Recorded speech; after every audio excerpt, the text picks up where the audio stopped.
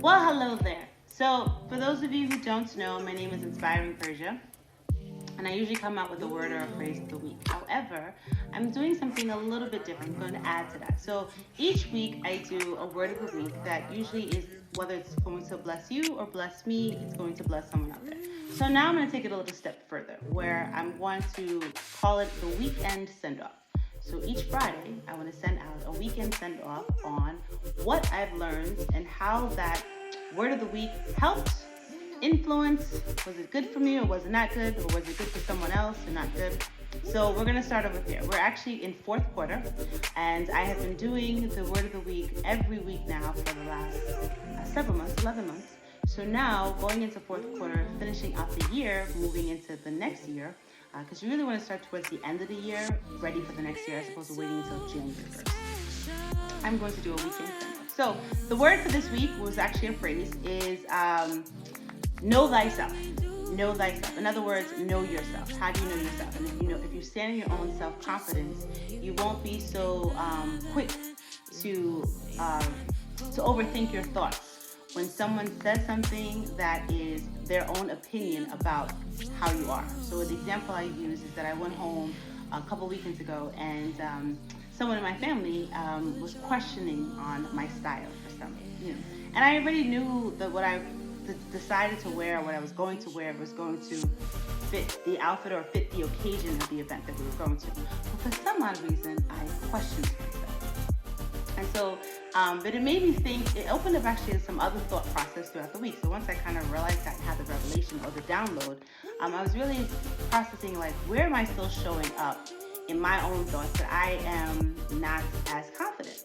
And so I'm learning to be a lot more transparent in what I do and how I share, and also very intentional, because what I realized for myself, the more that I talk about certain things and be aware of it, name what it is, the less it becomes, or it starts to water down the process of what I'm actually feeling, if that makes sense. There's a couple keywords that I will always say that you'll hear me say, if that makes sense. I don't know if it's going to bless you or bless me, and I receive. So you may hear that a lot.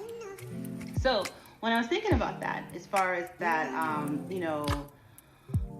standing in my own self-confidence, where else was I showing up before that I was questioning myself? So it made me really think, I'm thinking about it now. So when I was younger growing up, I'm actually raised very militant, very military. So I went from private schools where I always had to wear a uniform, to having track practice after school and had to wear a uniform, and then having a dancing background, I had to wear a uniform. And then I went to church on Sundays, which that was its own uniform. It had some of its style, but I was kind of always in a regimen of always wearing a uniform.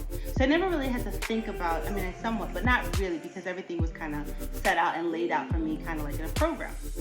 So by the time I got to college, and I had this like unbeknownst freedom of like, wear what you want, I was like, wait, what? And I remember I was dating someone back in high school, my senior year, that went to public school. I went to private school. And he would always, tell me, basically, you don't know how to dress, because he always saw me in uniform. So whenever there was downtime and we would hang out, I was like, I just never dressed up. That's many moons ago. Today, now you can walk out the house with your pajamas on and go on a date. So I don't know.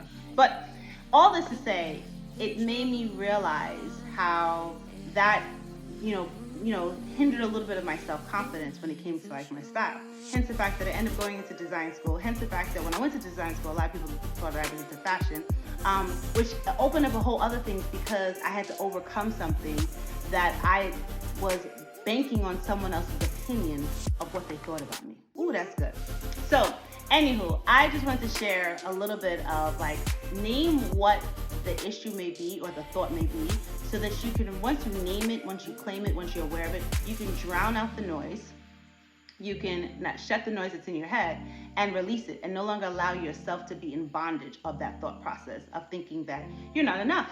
Stand in your own self-worth, stand in your own self-confidence. So once again, I don't know if that's going to bless someone, but hopefully someone out there will receive it. And whether it's one person or 20 or 100, it hopefully gets to hit you in a place where you're like, yeah, I know my own worth.